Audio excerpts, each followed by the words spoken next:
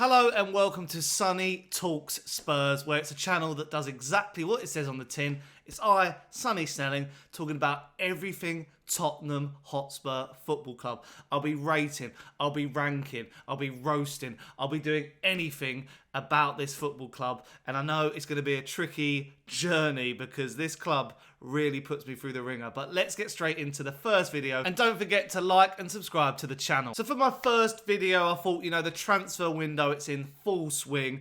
And we're getting linked to every name under the sun so far because, Ange Postecoglu's come in. We've got this new system, hopefully more attacking football. So today I've named 5 players, 5 that Tottenham must sign. And I'll tell you what, there's some names on here that I think are more likely. There's some names on here that I think are a bit unrealistic. But let's just give it a go and see what you guys think. So going into next season, Ange Postecoglu has 4 main issues in the squad. The first is goalkeeper, but I'm not really going to touch on this too much because goalkeeper looks like it's already been done. We've got David Raya potentially, I'm going to say potentially because it could fall through. We know the history of Tottenham. Potentially signing for the club, and I think this is going to be a great signing. Quite a good fee, 35, 40 million for a goalkeeper who can play out with his feet. Good in the Premier League. I mean, you could have paid a little bit more for an Onana, but I just don't think we're going to sign that sort of player. So with Lloris potentially going to Saudi or just leaving the club in general, Fraser Forster's not really strong enough to be a starting keeper. I think David Raya is a perfect signing. So I'm not really going to go into too much more detail about that. Now the big one. Now I can't believe that this is a thing, but our defence. I mean, a couple of years ago under Mauricio Pochettino, we had one of the best defences. You had Danny Rose, Carl Walker just bombing it down on the flanks, and Toby Alderweireld and Jan Vertonghen, who were just, the Rolls Royce of defence.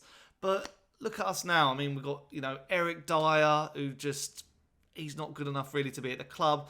Davison Sanchez, Clement Lenglet's future, will we make the loan permanent? And you've got Christian Romero, who I think can be a really good defender, but he's just so rash and he needs a more senior centre-back to come in and help him out. Then we've got midfield options because, Ange Postecoglu in this system, he plays with a 6 who's a bit more, deep lying, and then he plays with 2 8s that sort of flank and box-to-box and, really get that high press moving. And I don't think we have many midfielders who can play that 8 role. A lot of them can play the 6. You've got Basuma, Bentancur, Højbjerg, but not a lot of them have really got the legs and the creativity to play in those 8s, so that is a major issue. And finally, wingers. Now, wingers is an interesting one because, you'd probably go to me, well, Sonny, you've got Son, you've got Kulusevski, you've just made permanent. What are you talking about? But Son's getting on, Lucas Moura has left the club, Brian Hill, yeah.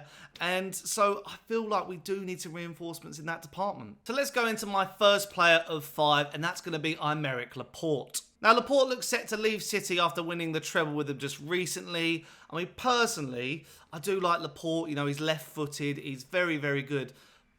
I would prefer Bastoni into Milan, but I think that could maybe demand a higher fee. I think Laporte is an easy alternative, but I'm just not sure if we can get him out of the club. I feel like if he was to leave, he'd probably want to go to a club with more aspirations, European football. I know he's out of favour at City, I just can't see him coming to us. Him being out of favour will command a lesser fee. I'd say, they bought him for around £57 million. I feel like they'd like to maybe get about 50 to 60. He is 29, but he's still very good. I remember when he scored against us in the Carabao Cup final a few years ago, and he was deservedly probably the man of the match that day. He has got a few years left on his deal, but he is on 120k at City. And if he's coming into the Tottenham system, the wage structure, I think that's reasonable. Our highest earner at the moment is Harry Kane on 200. So he would sort of slot in the middle. Probably could offer him 150, to persuade him to come. But I just think that's a good signing. I think he would come in and be that senior centre-back, as I say, come in, teach Romero, put his arm around him.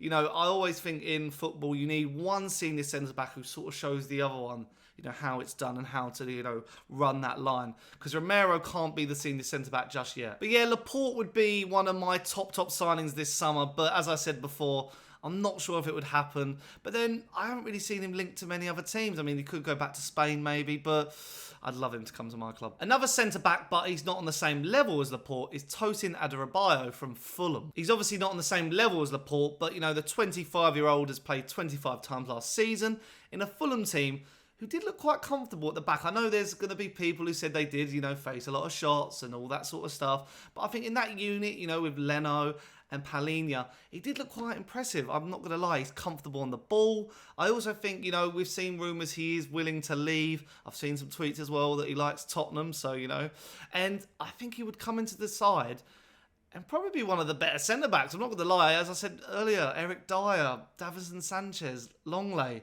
They don't fill me with confidence. And, he's used to playing in a 4 at the back, which is what we look like we're going to be switching to under Ange. We averages 4.1 progressive passes per 90. That's what we need from centre-back. I'm not going to lie. And he would be just a good option, as that sort of player who could, come in and out. He doesn't have to start every game. That would hopefully be down to Laporte and Romero. But I don't know. To me, it's a no-brainer. I think many Tottenham fans would find it a bit of a weird move. But I feel like at the moment, we can't be too picky and choosy on who we're actually being linked to. But the next name, I might be in dreamland here. Now for a left field shout, I've gone with Eberechi Eze. Now, I don't think Tottenham are going to be able to sign James Maddison this summer. I think he'll end up at Newcastle United. I just don't think we can, entice him to sign for the club. They've got Champions League football. The project is clearer to explain. They're probably on the onwards and upwards, whereas we're just treading water at the moment. So I can't see Maddison happening. But Eze, I think if you put in a reasonable bid, you could tempt him away. As I mentioned, Ange plays with these two, bombing on 8s. But one of them needs to be probably more creative, bit more flair. And that's where Eze comes in. I think he would be ideal. I think he'd link up with the forward line perfectly as well. To me, it is a bit, I think he would cost about 70-odd million because of English tax. And he is, he went into the last stages of the season under Roy Hodgson, and he was on fire. Roy was actually getting Palace to score some goals, which was surprising. And, now he's an England international. And I've got some mates who are Palace fans, and they'd probably laugh after they hear this. But why not? Why not give it a go? I think it might be worth it. Fourth on my list, we have Harvey Barnes. Now, you all probably saw the rumour that was circulating that Daniel Levy and Tottenham offered 50 million combined for Harvey Barnes and James Maddison. Now, that was fake news. Don't believe what you heard. But I think Harvey Barnes would be a great option for us because, as I mentioned before, our wingers, there is a bit of an issue that not many people are talking about. Son is now 30 years old. There's also been rumours that he could go to Saudi Arabia next year. And also last season was not good for Son on, what we're used to. We've obviously got Lucas Moura left the club. Brian Hill is just not the one. Kulusevski we've signed, but, he's young. And also, the thing with him is, he didn't have a great season last season. So, he needs time to develop as well. And we just need options. And I think Harvey Barnes, if you offered the right money to Leicester, maybe about 40, 50, I think that would tempt him away. They're really looking to sell and raise some funds because, they've obviously been relegated and down in the Championship. I think Harvey Barnes would be perfect on that left-hand side. I think, he'd be ideal in our system. The wingers are, got to be quite creative in an Ange system. Maybe the thing is, this is what I was thinking earlier. If we don't sign him, maybe Pedro Porro will play higher up as a winger. But, we've got so many fullbacks. Maybe some of the fullbacks, wing-backs, might have to become wingers. And this is not a really problem area after, we've signed David Raya potentially. We've already forked out 30 million for Kulusevski. Maybe the money has to be put into particular areas before we think about wingers. I also forgot we let Danjuma go back to Villarreal. Why did we make that signing? I don't know. And finally, you might say this one is lazy, but, with Kane's future uncertain and Richarlison still lacking in front of goal, I put KYOGO from Celtic. It is a bit stereotypical saying a manager will go back to his old club and just raid them of their players. But I think KYOGO would be obviously perfect. He's used to playing the system. He's a striker who fits the system perfectly. Because I've heard some people say that Kane might not be able to play the Ange system. But this is Harry Kane we're talking about. But, as a good backup option, why not?